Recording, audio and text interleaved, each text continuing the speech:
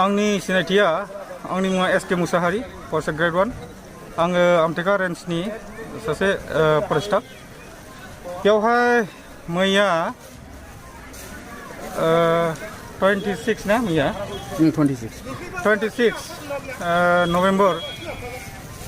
लगभग बेलासिनि 4:30टासोआव लकेल मानसिफोरा बे हाग्रानि मुफुर ओंखारबोनायखौ नैबे न'खरनि एसे हरै खोला साइडजों माने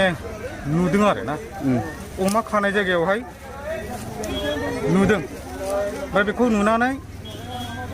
अमाजों बे आदार जानाय ओमफ्राय आदार जाखांनानै बै औवानि सिङावहाय थानायखौ नोजोर होदों आरो ना नुदों बिनि उनावहाय मा फैदों मा न'नि मानसिया गोमोबाय मा बुस्थु मा जुनार अमाथ' नङा गोजाननिफ्राय नोजोर होनानै नुबाय बेथ' निस्सय माबा मोनसे गुबुन जुनार जानो हागौ होननानै दानिया खाथियाव थाङोब्ला माने मुफुर हाग्रानि मुफुरखौ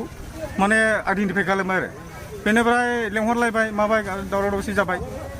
जमा जमि जाबाय ज' बेंनानै माने गावखौ प्रटेक्सन होनो न'खरनि गथ' गथाय मानसिफोरखौ एरियानि मानसिफोरखौ प्रटेक्सन होनो ज' जाबाय ज' जानायाव एसे हुवा दुवा जानायावहाय बियो खारनानै नैबे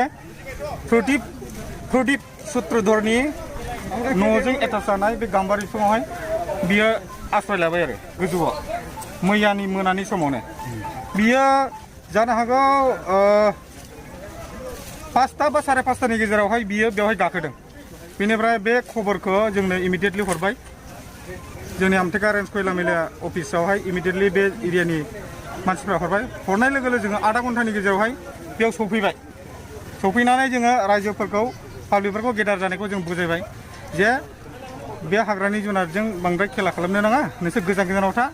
बेनि जिबननि सेफ आरो सिकिउरिटिनि थाखाय जों फरेस्ट स्टाफ दं आरो पाब्लिकफोरनि सेफ एन्ड सिकिउरिटिनि थाखाय जों फरेस्ट स्टाफ दं नोंथांमोनहा जेबो बेखौ आवलायनो नाङा होननानै जोङो मैया मोनानिफ्रायनो दासिमाव दाबो दङ बे जायगायाव बे जाहैबाय आनन्द बाजार खाथिनि बैग्रिगुरि गामि आन्डार आमटेका रेन्ज चिरां डिभिजन बेखौ हाग्रानि मुफुर गोसोम होननानै आइडेन्टिफाइ खालामनायबाय एसियाटिक बियार बेखौ जोङो अलरेडि वाइल्ड लाइफनि बेटि डक्टरा बेवहाय दहाय फुङावनो सफैनानै दंफैयो बेनिफ्राय बिथाङा गावनि प्रसेस मथे जे बेखौ रेस्किउ खालामनोबा मा इकुइपमेन्ट खालामनांगौ मा रेडि प्रिपेयार खालामनांगौ बिथाङा खालामगासिनो दङ with the help of forest staff बेवहाय फरेस्ट स्टाफा जोंनि आमटेका रेन्जनि फरेस्ट स्टाफजों लोगोसे खुख्लुं forest staff protection squad range काजलगावनि फरेस्ट स्टाफ ओमफ्राय रुनिकाटानि फरेस्ट स्टाफ जों गासिबो दंजोबो लोगोसे खाथिनि एसएसपि ससिपुर बिअपिनि एसिस्टेन्ट कमान्डेन्टजों लोगोसे बिथांनि एसएसपि फौजिफोर फर्सफोर लोगोसे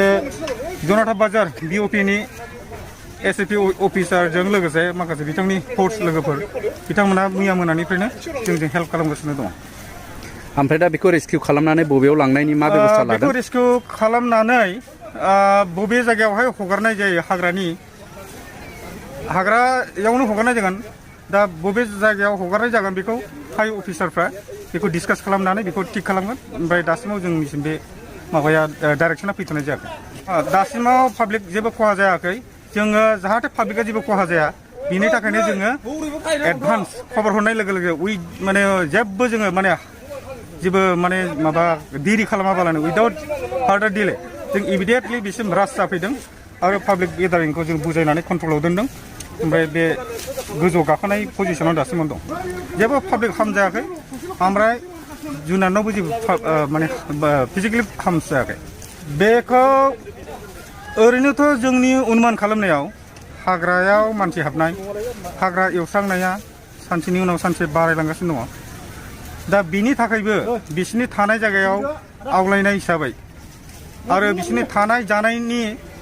माने अभाब जानायनि थाखाय बिसोरो निस्सय ओरै हायेन फारसे ओंखारबोदों जानो हागौ जों बेखौ अनुमान खालामदों आरो आन्दाज खालामदों दे हामबायसै